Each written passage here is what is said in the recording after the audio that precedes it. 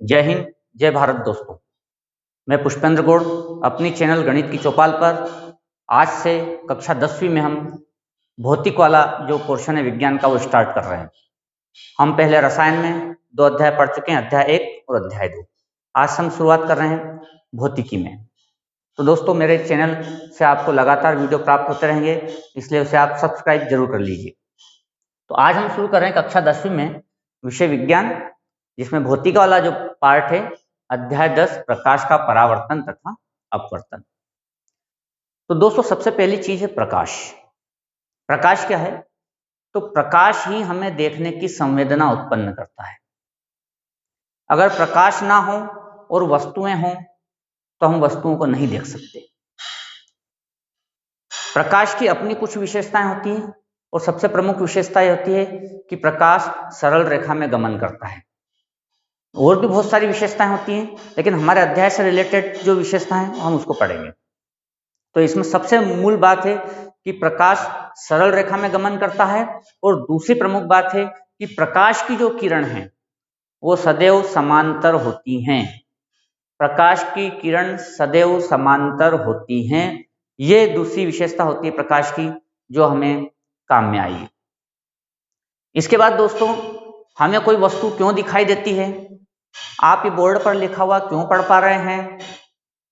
यही अगर अंधेरा हो तो हम क्यों नहीं देख सकते? तो उसका कारण दोस्तों प्रकाश का परावर्तन। प्रकाश के परावर्तन के कारण ही कोई वस्तु हमें दिखाई देती है। अर्थात किसी वस्तु को दिखाई देने के लिए कम से कम 2 घटनाएं तो होना ही चाहिए कि प्रकाश उपस्थित होना चाहिए, और दूसरी घटना है कि प्रकाश का परावर्तन होना चाहिए। अगर कोई वस्तु पूरे के पूरे प्रकाश को अवशोषित कर लेगी और परावर्तित नहीं करेगी तो दोस्तों हम उस वस्तु को कभी नहीं देख पाएंगे। उसको हम तभी देख पाएंगे जब वो प्रकाश का परावर्तन करे। तो वो कोई भी वस्तु तभी हमें दिखाई देगी जब हम प्रकाश के परावर्तन को हमारी आंखों के अंदर देख पाए। तो ये 2 महत्वपूर्ण चीजें हैं वस्तु को देखने के लिए। अब प्रकाश का परावर्तन होता क्या है दोस्तों? तो जब भी प्रकाश किसी सतह से टकराता है, इसको हम बोलते हैं आपतित होना।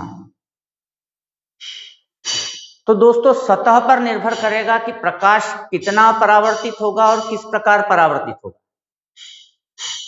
जितनी सतह समतल होगी, जितनी ज्यादा समतल होगी, प्रकाश का परावर्तन उतना ज्यादा होगा, और प्रकाश का परावर्तन उतना ही कम होगा अगर सतह उतनी रफ खुरदुरी होगी। इसके बाद दूसरा निर्भरता इस बात पर करती है कि सतह का रंग क्या है। जितना डार्क कलर होगा सतह का उतना वो प्रकाश का अवशोषण करती है और बहुत कम भाग परावर्तित करती है, और जितना लाइट कलर होगा सतह का वो उतना कम प्रकाश का अवशोषण करेगी और अत्यधिक मात्रा में प्रकाश का परावर्तन करेगी। इसलिए सतह पर निर्भर करता है कि प्रकाश की कितनी मात्रा परावर्तित होगी। तो हम यह मानकर चल रहे हैं कि एक समतल सतह पर प्रकाश जब आपतित होता है तो प्रकाश यहां से इस समतल सतह से टकराकर पुनः उसी माध्यम में लौट जाता है। इसको हम बोलते हैं प्रकाश का परावर्तन। तो दोस्तों ये जो प्रकाश का परावर्तन है प्रत्येक सतह से होता है, लेकिन कितना परावर्तन होगा ये निर्भर करता है सतह की समतलता पर और सतह के रंग पर। तो दोस्तों अगर मान लो सतह समतल है तो एक समान परावर्तन होगा, यूनिफॉर्म रिफ्लेक्शन, और परावर्तित किरण जो है वो समांतर होगी। लेकिन यह भी तो हो सकता है कि सतह समतल ना हो, तो आपतित किरण जो होती है दोस्तों, मतलब प्रकाश की किरण जो आती है वो तो हमेशा समांतर ही आती है, लेकिन सतह के कारण इसका परावर्तन अलग अलग प्रकार से हो सकता है।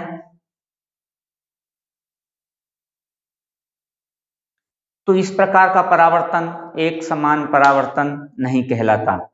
तो प्रकाश का परावर्तन बहुत कुछ सतह पर भी निर्भर करता है, लेकिन सामान्य भाषा में अगर हम कहें, इसको परिभाषित करें, तो हम ये कहेंगे कि जब प्रकाश की किरण किसी समतल चमकीली सतह पर आपतित होता है तो प्रकाश वहां से टकराकर पुनः अपने माध्यम में लौट जाता है। प्रकाश की इस घटना को प्रकाश का परावर्तन कहते हैं। अब इसमें कुछ विशेष शब्दों का भी प्रयोग किया जाता है दोस्तों। वो ये है कि जो प्रकाश की किरण चमकीली सतह पर आती है उसको आपतित किरण कहा जाता है।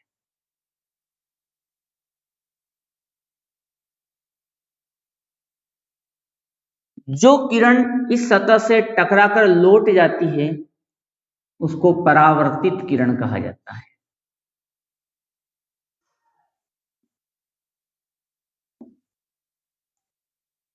इस सतह पर जहां पर प्रकाश की किरण और आपतित किरण और परावर्तित किरण का एक कॉमन पॉइंट होता है, उभयनिष्ठ बिंदु होता है, उस उभयनिष्ठ बिंदु पर अगर हम एक लंबवत रेखा की कल्पना करें तो इसको दोस्तों अभिलंब कहा जाता है। अभिलंब होता नहीं है, हम कल्पना करते हैं, और वो भी जो सतह है उसके लंबवत। तो सतह के लंबवत अगर हम एक लंबवत रेखा की कल्पना करें तो उसे हम अभिलंब कहते हैं। तो ये अभिलंब होगा।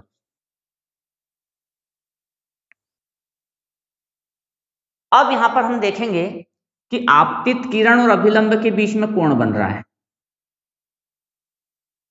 आपतित किरण और अभिलंब के बीच में कोण बन रहा है, इसको हम आई से लिखते हैं, इसको बोलते हैं आपतन कोण।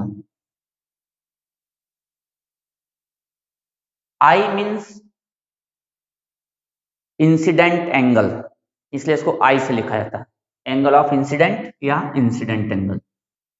अभिलंब और परावर्तित किरण के बीच में भी कोण बन रहा है दोस्तों, तो यह कहलाता है आपका परावर्तन कोण, एंगल ऑफ रिफ्लेक्शन। इस प्रकार से ये इसके कुछ नाम हैं जिसके हमें बार बार जरूरत पड़ेगी, आपतित किरण, आपतन कोण, परावर्तन कोण, अभिलंब, परावर्तित किरण। तो ये नाम हमें बार बार आवश्यकता होगी। अब यहां पर महत्वपूर्ण एक और चीज है, और वो है परावर्तन के नियम, प्रकाश के परावर्तन का नियम।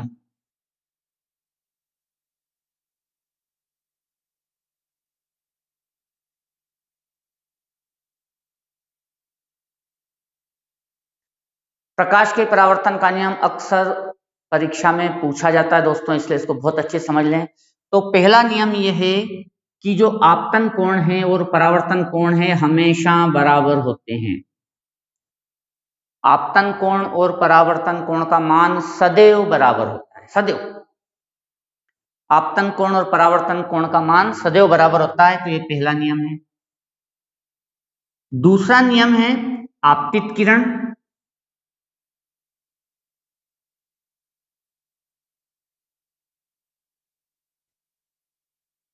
आपतन बिंदु पर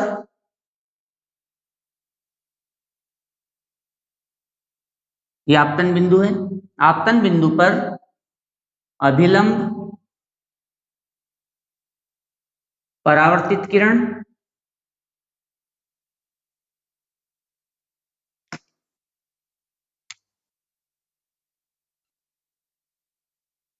सदैव एक तल में होते हैं।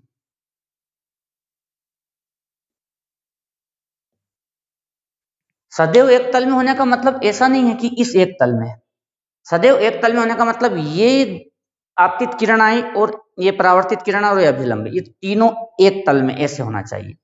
ऐसे ऐसा नहीं हो सकता कि आपतित किरण सामने से आई, परावर्तित किरण इधर चली गई और अभिलंब सीधा है, मतलब ऐसे शेप, ये नहीं होगा। ये तीनों एक ही तल में, एक तल में मतलब इसे एक तल में होना चाहिए। यहां पर बहुत कंफ्यूजन होता है, छात्र क्या समझते कि ये तीनों एक ही तल में, ऐसा नहीं। तो आपतित किरण सामने से आई, परावर्तित किरण इधर चली गई, है ना, और अभिलंब ऐसे है, तो ऐसा शेप बन रहा नहीं, तीनों एक ही तल में होना चाहिए। तो ये आपके प्रकाश के परावर्तन का नियम एक महत्वपूर्ण प्रश्न है, जिसमें आपको आता है कि पहला बिंदु बनता है कि आपतन कोण और परावर्तन कोण सदैव बराबर होते हैं। दूसरा, आपतित किरण आपतन बिंदु पर अभिलंब और परावर्तित किरण सदैव एक तल में होते हैं। तो दोस्तों, इस प्रकार प्रकाश के परावर्तन के परिचय से संबंधित बात हुई। आप मेरे चैनल गणित के चौपाल को सब्सक्राइब कर लीजिए, आपको लगातार मेरे और सारे वीडियो मिलते रहेंगे। मैं प्रतिदिन एक वीडियो भेजता हूं, जो कि बहुत कम समय का होता है और आप आसानी से देख सकते हैं। अगले वीडियो तक के लिए जय हिंद, जय भारत।